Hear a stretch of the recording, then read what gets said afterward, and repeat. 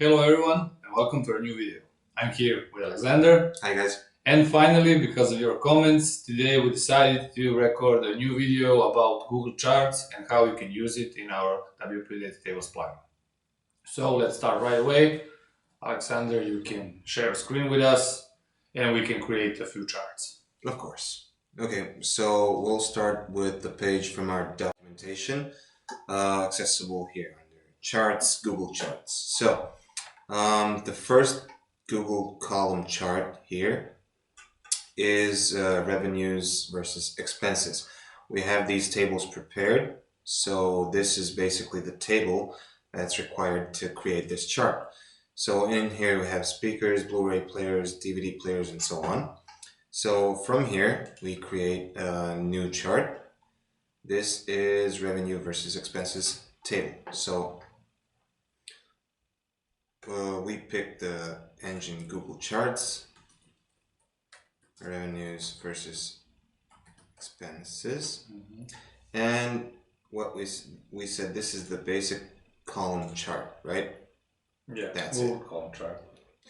Okay, so in here we choose the data source and click on next. Basically we need all these columns except for wdt ID, so we'll import them all, and that's basically it. We can enable follow table filtering if we want to filter the table and then see those changes on the chart. So we click on next, and basically this is the same chart we see on our documentation. It's just different colors. So In order to change the color, in order to change the color, you can go to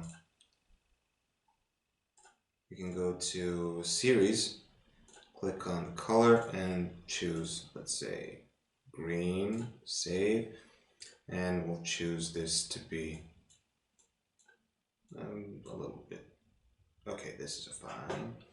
So basically this is it. You can add a label, you can add for both horizontal and vertical axis. You can change the direction, set the minimum and maximum value, show the title above. If we disable it, it will disappear. And you can play around with the charts and you will basically see everything here in the preview. So now when we save the chart, we get the shortcode. We can copy that, create a new page. So let's say Google column chart.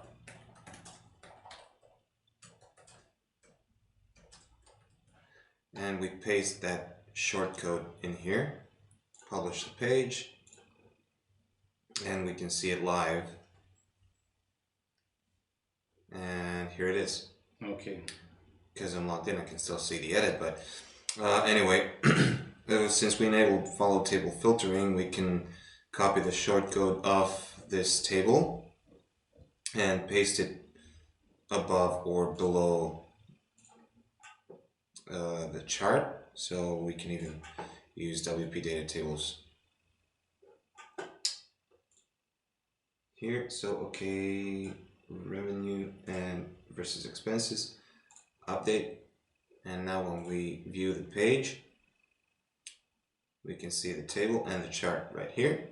So if we filtered by speakers, you will only see that up here in the chart. If you sort it, for example, with the revenue column, If you sort it, it will just switch places. Okay, so that's a nice feature.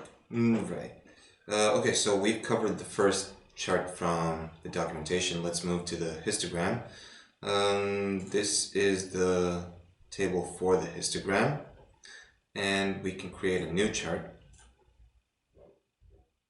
using, again, the engine Google Charts. Let's just copy the name. Okay, so histogram. Next, we're doing the exact same thing, just choosing a different table here. Select all, unselect this one, and insert. So we can play around with the columns that we want to display in the chart, right? Of course, you don't have to include every column in the chart. You can choose only some. For example, let's kick out tenths, and you can also pick the range of the rows here. So, for example, you can click and select these, so only those will be included in the chart. So if we click on next, yeah, you'll see only this. Let's keep it this way. We don't have to change anything. It looks pretty. So basically in that chart wizard on the left side there is option to customize the chart. Yes. Like legend, tooltips. Chart height, you can set it to be smaller or bigger. You can enable grouping if you have, for example, here rackets. They should group when you enable this, maybe only on the front end. Nope, because it's different states, so Oklahoma and California. But if you have multiple same entries, yeah, they will be grouped here. You can change the background color of the chart.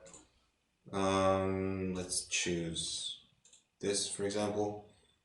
Yeah. Yeah. And so the preview will automatically update. Yes, the preview will update everything. Okay. So you can change the border radius.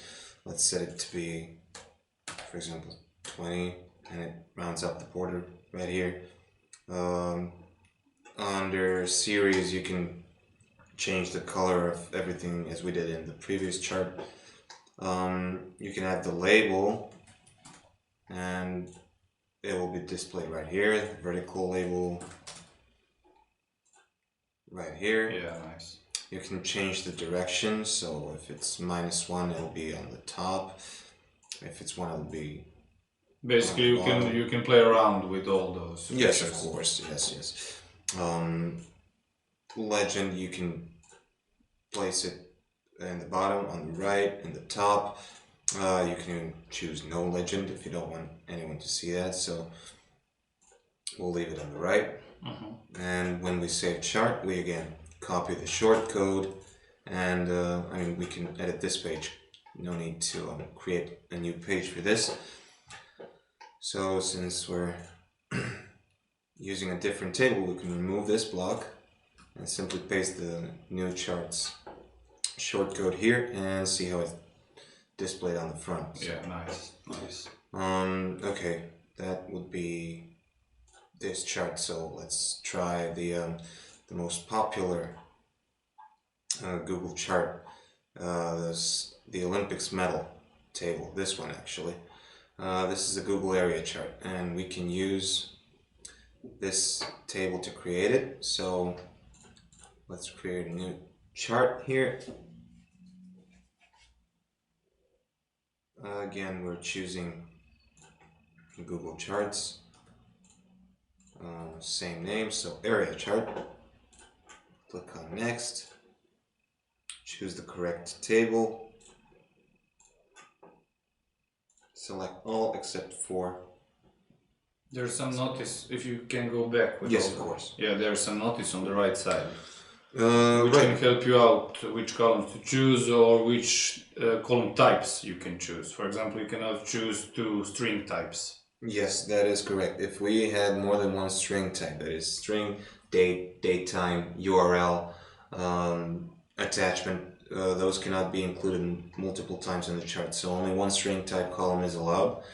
And the minimum count of columns for this chart type is 2. So if we add only one column, that notice will stay here, but if we add another one, it'll go away. So you can see that actually if we had the second string column, there would be an arrow up here.